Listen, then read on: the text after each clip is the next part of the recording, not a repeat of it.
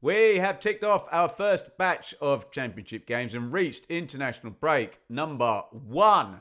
Therefore, this is the perfect time for our little monthly check-in with what the market is saying and what the bookies are saying the EFL Championship 25-26 table will look like in 8-9 months, whatever it is, in May at the end of this season. Get down there in the comments with your views. We'll go through from bottom to top as ever. This season we're using the odds from Bet365 to keep it nice and consistent. And as ever, please gamble responsibly. 18 plus only. BeGambleAware.org. Let's start down at the bottom where we do have a new name in the bottom 3. And that name is Hull City. Hull have joined Oxford and Sheffield Wednesday, with the market suggesting they are going to be relegated. No move for either Sheffield Wednesday or Oxford. Obviously, Wednesday were actually 18th in the betting when we first did this right at the start of close season, but that was before Mr. Chansiri related kind of Armageddon. They're understandably 24th. I wonder if they might rally if they do start to score some points. We will see, but I get them being 24th. Oxford were 24th at the start of the close season, and it's only really the deterioration off the field at Sheffield Wednesday that has perked them up. And since the season has started, a significant drift in the odds for both Oxford and Sheffield Wednesday. The market is firm. Those two are going down. Let me know your thoughts if there's any value there. And what about Hull? Hull have gone 16th, 16th, 19th, and in this edition, they are 22nd. I know they were going to drift when the transfer embargo came in and maybe Sergei Yakirovich was named, but they've not been terrible on pitch, have they? They've got 4 points from the first couple of games, currently 17th in the table. Probably what doesn't help is they've leaked goals and lost the last 2 games. And there are other teams, well, let's call them out, Charlton, that we've had a rally on after a good first couple of games. So there is your bottom 3. QPR just outside. They've been fairly steady, 20th, 19th, 19th, 21st. I dare say a 7-1 defeat last weekend. I know they won this weekend, has probably damaged their odds and, made that drop occur. But it's been fairly steady there with QPR surviving, but a close call. Well, we get more evidence from Julian Stefan and maybe, something else in the transfer window, which closes later on today. So we already mentioned Charlton have had a rally and 2 things really: a good transfer window, an ambitious transfer window, and those clean sheets and being hard to beat in the first 3 games obviously has helped. Lost 3-1 in round 4, but they have gone 23rd, 22nd, 22nd, and then 19th. So clear of relegation with a QPR-shaped buffer between them and the bottom 3. The odds have actually drifted, though. So even though it's this kind of thing where, okay, someone's drifted more than you. So you could have got worse, but if someone gets worse by more, then you go up. It's a race. It's a league table. You know what I am saying. And in our league table, Blackburn are now tied with Charlton. And I don't know, maybe we suffer from a bit of ambivalence when it comes from Blackburn. Maybe the bookies just don't take much money on them either way, and you get a kind of drift. Other teams have maybe backed a little bit more. They've gone 16, 16, 17, 19 with odds drifts and position drops over the last 2 months. So into the start of the season and right here, right now. There is your bottom 6. Let me know your thoughts, especially if you're a fan of Wednesday, Oxford, Hull, QPR, Charlton, or a Blackburn. Here is your middle order. And we have got Preston and Watford tied in 17th. The Preston one I get, the Watford one I don't, because it's a big drift on Watford, and I'm not entirely sure what we've learned that we didn't know that's made them drift. Maybe the same thing with Blackburn, and people are just not betting on Watford, so they're a bit of a lame duck. I think that's good value to bet against. I've almost like what I've seen from Watford. The manager doesn't look like he's going to be a bust, and particularly with Iran Kunda, a bit of a sense that there might be some star power there to push them above that 17th spot. However, 12th, 11th, 12th, 17th. So big drop off, and you can see a few clubs rallying above them is maybe a bit of a reason there. Preston, of course, have rallied because they started the season well, didn't they? Drew the first game and then beat Leicester and Ipswich in consecutive weekends. So I think there will have been a few people maybe thinking, oh, we got Preston wrong here. They've gone 20th, 19th, 19th, 17th now, Preston. So I get that. I understand Preston's trend up. Don't necessarily understand Watford's trend down. Then comes Derby and Pompey in 15th. And I think, we've had a bit of a rally for both of them, especially Pompey, 20, 19, 17, 15th. So every month, maybe they were underpriced to begin with, Portsmouth. And I think that can happen, especially this season. I mean, any season, the teams that come in from League One are always backed heavily just because they've just been promoted and their fans are all super confident and there's money goes on them early in the season. And this season, more than anything, particularly with the presence of Birmingham and Wrexham into the party as well. Maybe that pushed the likes of Pompey down, but decent start. Got the away points going. Got a home win as well. Really solid, really good manager as well. So I get the Pompey rally. The Derby one's interesting because on pitch, they haven't actually been that great. They've got a couple of draws in the last couple of games. But what they have had, is an injury crisis, Derby. So people may think they're undervalued. The results now probably are not going to be what the results are going forward. And B, I think they've had a good transfer window as well. They've had an ambitious one, haven't they? Plenty of players coming in. And I think the idea is that what Derby were last season in terms of a team that was going to go down until John Eustace relegated them, saved them from relegation. They look like a team that's going to be, more upwardly mobile and maybe over the next few years trending upwards. So, understand both of them. Swansea and Wrexham are tied there in 13th. Swansea is a tiny, tiny drift, but not really anything to get your teeth into. 12th, 11th, 12th, 13th, but the 7th in the table. So it may be that there's some value there. And I'll say the same thing. And, let's call it for what it is. It's often clubs with larger, say, more fervent fan bases backing them in. And that's not having a pop at Swansea, but maybe they're not one that's just getting their price kind of artificially bimbled up, which is unhelpful sometimes, I've got to say. So Swansea, they're in at 13th. They have drifted since the season started again. I think that represents value because manager's just on a good run, Sheehan, since he came in as caretaker back end of last season.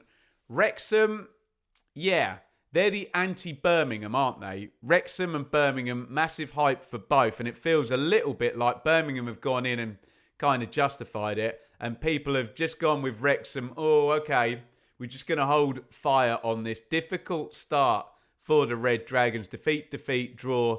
Finally, they got the first win. So I guess it makes sense that it's gone 8th, 10th, 13th for Wrexham. That's probably value. I think I like Wrexham as a top half team, my personal opinion. But hey, I'm Mr. Positive. I like everybody as a top half team. And spoiler alert, anybody who gets triggered by the market's projections, 12 teams will finish in the bottom half and 3 will be relegated, whether you like it or not. And in the words of the 90s National Lottery programme, it could be you. You never know. Someone's going down. Nobody ever thinks it's going to be their team. But Wrexham understand the drift, but I think there's value there. And I've attached Millwall there. Maybe I should have put them in the top half, shouldn't I? But hey, look, let's be completely honest. I think the way the slide was, just had to type it in. So apologies, Millwall fans. Probably should be on the next slide. And Millwall, they've kind of been the baseline for the middle of the table. And throughout the close season and the season so far, teams have kind of attached and detached and gone above and below. And Millwall have kind of stayed as the middle barometer for the market. 12th, 11th, 10th, 12th. And yeah, in June they were 33-1 to win the championship, and now they're 33-1 to win the championship. So we're very steady on Millwall, and they're kind of the anchor to view everybody else by, which is probably damning with faint praise. And yeah, I'm looking right at the championship table there. Millwall are 12th. So maybe the market is, well, it's right as of right now. How about that? Let's go into the top half. And I've only got 4 teams for you there because I've incorrectly attached Millwall to the wrong slide. And we've got a 7-team top 6 because we've got a tie for 6th place. So what that means is, and we've had these little collections outside the top. It started with Norwich, West Brom and Wrexham. Then it was, we had sort of Wrexham detaching and West Brom moving down. Middlesbrough kind of joined them in the last one. And now it's Sheffield United, Stoke, Norwich and Bristol City. So Bristol City have kind of been there or thereabout the whole way. 11, 11, 12, 8. Remember, the 8 here has to be taken with a pinch of salt because you are essentially tying 4 teams together. You can say 8, 9, 10, 11 for 8, 8, 8, 8, if you know what I mean in terms of the way a tied league table works. But Bristol City's odds have actually come in since the season started, as have Stokes, which you will not be surprised to know because they won their first 3 games, and everybody's all of a sudden saying, Stoke, that team that was in the Premier League for lots and lots of years, are they not going to be just a rubbish lower half championship? They're actually going to be a good team this season. So you can see why Stoke have rallied, big rally actually, up 4. Again, that was just a kind of a market blobbing a load of teams together in the middle while we figure out what's what. We've only had 4 games. Remember, Norwich, market's been steady on that. 8th, 8th, 7th, 8th. The odds have drifted, but I think everybody is kind of hedging their bets on Norwich. Just stick them outside the playoff spots with the idea that if Liam Manning gets it right, it's not beyond the realms of possibility or a big stretch to just shift them up into those playoff spots, isn't it? So I do get Norwich being there. They're 11th in the table. They're 8th in the betting. And possibly our biggest drifter, I think it might be our biggest drifter in the entire table, in fact, is Sheffield United. 3rd, 4th, 4th, 8th. And we all know exactly why that is, because they are bottom of the table with 0 points. Manager change is a problematic one at the moment. Wilder was popular. Sellers was Sellers. And now he's unpopular because he's lost the first 4 games. And yeah, it makes perfect sense that they've drifted in the way they have. And the odds have drifted massively, actually. On the eve of the new season, the Blades were 8-1 to win the championship. They are now 25-1. So I get the drift, and our biggest losers, sadly, and you're sick of hearing this, Blades fans, because you've lost all 4 of your games, but our biggest losers in the betting are also Sheffield United. Are you ready for your top 6 with actually 7 teams in it? If you are, I'm going to hit go in a second, but in the meantime, get your comments in on the middle order there and the lower part of the top half. Here is your championship top 6 as projected by the bookies and the market. And there we go. There's one big mover there, and it's Coventry City, who we will get to in just a jiffy. West Brom, we already mentioned, were kind of, people were hedging, and they were blobbed in the middle, weren't they, with Bristol City and Millwall at times, and Wrexham at the start of the, at the start of the closed season. West Brom have started the season well, and the transfer window, even though players have gone out, it looks like okay, we'll sell some stars, but recruit well, and A equals B, maybe. And Ryan Mason looks like he knows what he's doing as a football manager. We had no evidence, no games as a full-time manager before this season for Ryan Mason. Only not even a cup of tea, a espresso shot as the Spurs caretaker manager. But he's made a good start. I would be much higher if they'd kept Fellows. But as I say, I think they have recruited pretty well in spite of it. And there is still About 8 hours, actually, of the transfer window remaining. Leicester, I totally get this. They've gone 7th, 5th, 6th, 6th. Everybody knows it's a pretty powerful squad. When you're lining up with Mavadidi and Fataru on the wings, and you can still be bringing Fass off the bench and starting Vestergaard, even if you have sold Justin, and it looks like El Canus is done now. There's another big out from Leicester, Hermansen as well. There's still lots there. I just think everybody's waiting for an EFL statement and a possible points deduction. I've got to say, my experience of covering the Championship and the EFL, international breaks are the time they like to do this. Not that they like to do it, but the time they tend to do it. So I guess everybody's just waiting on Leicester to see what the deduction is. That number there will drop if it's 9, 10, 12 points. If it's 6 or 7 points, I think Leicester will rally and everyone will say, oh, that's not that many points. And maybe Ipswich and Sheffield United not starting the season very well opens the door for Leicester, even with a deduction. In 5th is Middlesbrough, who, let's be honest, are the team here that the market has been the most erratic on. No idea, basically. Borough have gone 4th, 5th, massive drop to 9th, and then back up to 5th. So it's clear nobody really knew what to expect in terms of backing Borough or not. You could have had a very nice price, though, on the eve of the new season where they went all the way out to 25 to 1 and 9th in our table, because they are currently first and they have won 4 games out of 4. Borough, look, early days, as everybody loves to tell me, at any point in the season, even bloody Easter, it's too early, Ben. But look, we're going to discuss the Championship all season. That's what we do here. And Borough have had a perfect start.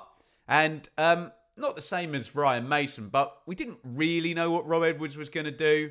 Real bad time at Luton, wasn't it, last season, and the sack and Luton double relegation and all of that stuff. So you never knew whether he was going to be a busted flush, but he looks back at it. Borough looked good. Hackney staying is potentially big as well. So, yeah, expect Borough to hang around there, unless, of course, having won their first 4 games, they lose their next 4 games. But, yeah, fickle on Borough. Not fickle on Birmingham at all. Now, Birmingham have dropped a place in the table because of Coventry's big surge. However, Birmingham's odds, and I think they may be the only team we can say this about, have come in every month we've done this. 10 to 1, 9 to 1, 7 to 1. Birmingham now 13 to 2. Is that the real quiz? People are getting more and more and more confident. And after all the hype of the summer, I watched Birmingham, and after half an hour, I was like, okay, the hype's fair. They're really good. Yeah, they're well coached. They've got good players. Look at the bench. You know, look at the stadium. Look at the mood. Look at everything. This point's like a top 6 team straight away. And that's the feel for Birmingham. And certainly, maybe they got a bit of a cruel lesson at Leicester, what it's like away at a Year 1 parachute team. But got 7 points from 4. And they've trended very, very steadily, while the likes of Coventry and Borough have been up and down, and Ipswich and Southampton, as we're about to discuss, might be trending away.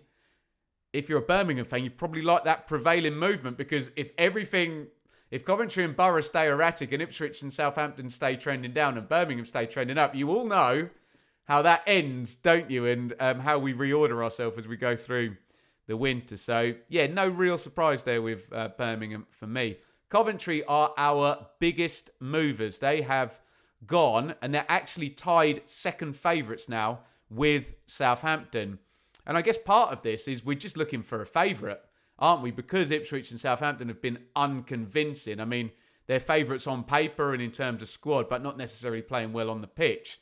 Coventry, you've got a side that reached the playoff semi-final, extra time, lost at the death last season, and they've had a good start, haven't they? Cov, 8 points, so they're at the 2 points per game. And the other thing is, in consecutive weeks, when you see Coventry banging 5 and then 7 and then another 2, even though they drew this past weekend, it if you're looking to find a favourite, you can see why Coventry are going, okay, we're still here. We won loads of games in the back end of last season.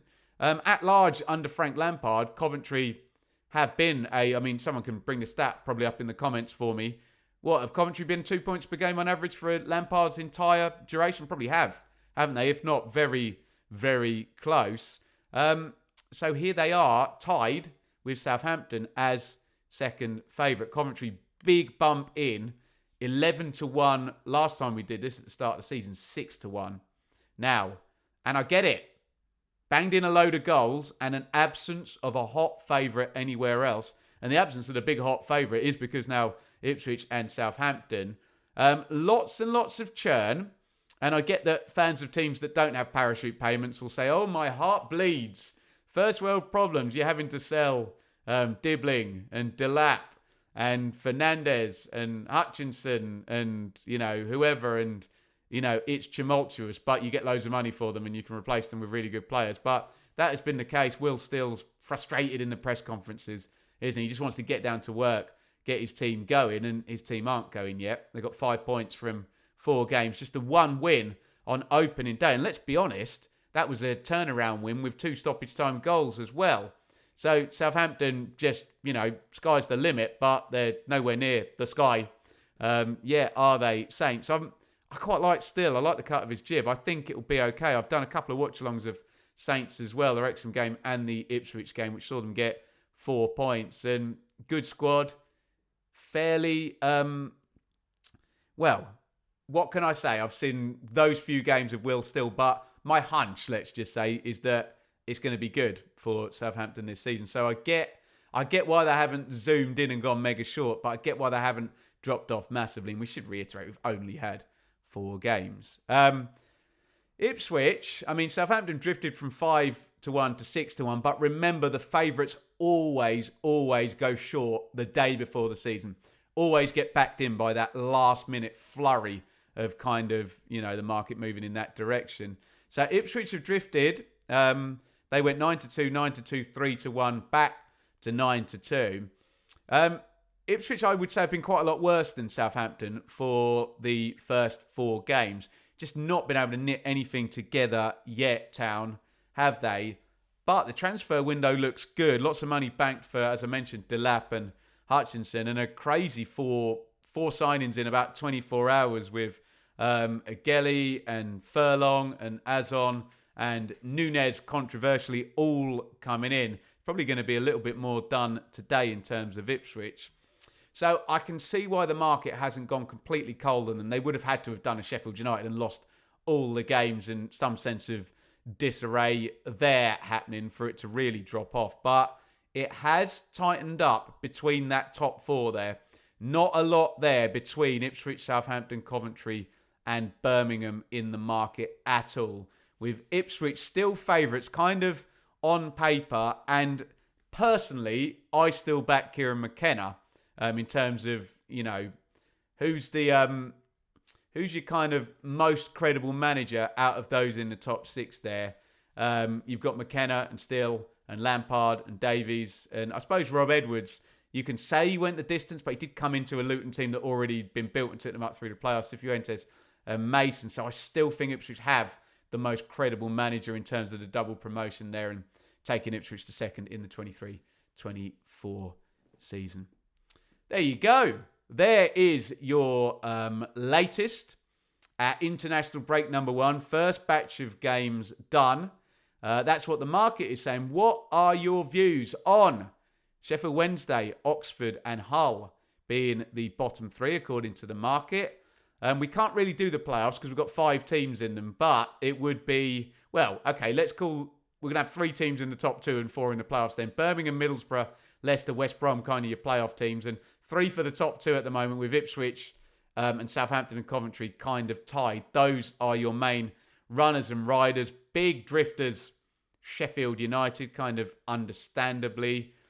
Big climber, Coventry City. Get down there in the comments. Let me know your thoughts. And if you click up there, you will see my reaction to Championship Round 4 as Middlesbrough made it 4 for 4 to take themselves to the top of the real championship table and really push themselves in this one as well.